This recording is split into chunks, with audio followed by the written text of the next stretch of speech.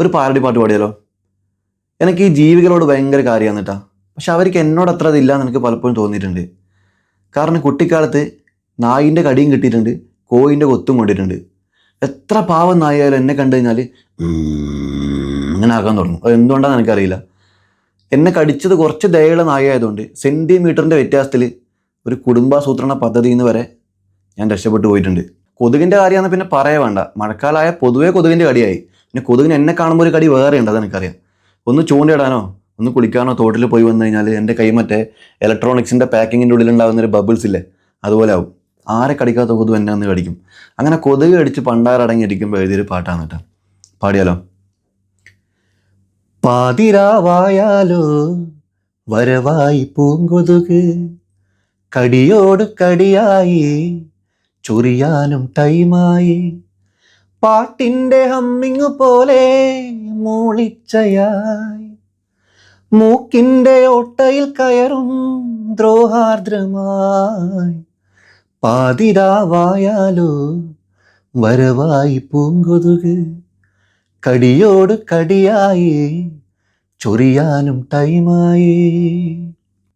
ഇനി ടൗണിൽ പോയാലോ? അവിടെയും രക്ഷയില്ല. ബസ് സ്റ്റാൻഡിലെ ഓടത്തീരത്തു പോയാൽ അവിടുള്ള ടൈപ്പൊന്നു വേറെ. ബസ് സ്റ്റാൻഡിലെ ഓടത്തീരത്തു പോയാൽ അവിടുള്ള ടൈപ്പൊന്നു വേറെ.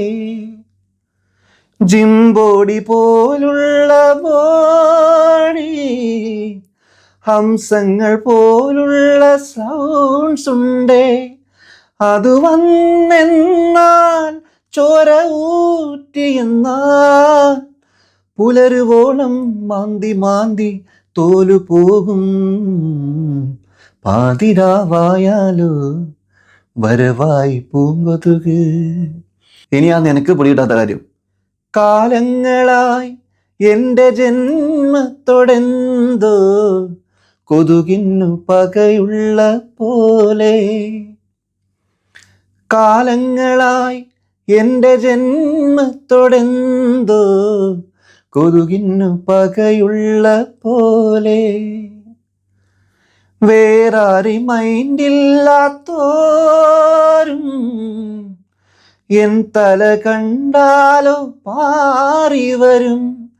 ഞാനുണ്ടെന്നാൽ ചോര ഊറ്റുവാനായി കോട്ടയത്തെ കൊതുക് പോലും പാറിയെത്തും, പാതിരാവായാലോ വരവായി പൂങ്കൊതുക്, കടിയോട് കടിയായി ചൊറിയാനും ടൈമായി, പാട്ടിൻ്റെ ഹമ്മിങ് പോലെ മൂളിച്ചയായി, മൂക്കിൻ്റെ ഓട്ടയിൽ കയറും ദ്രോഹാർദ്രമായി.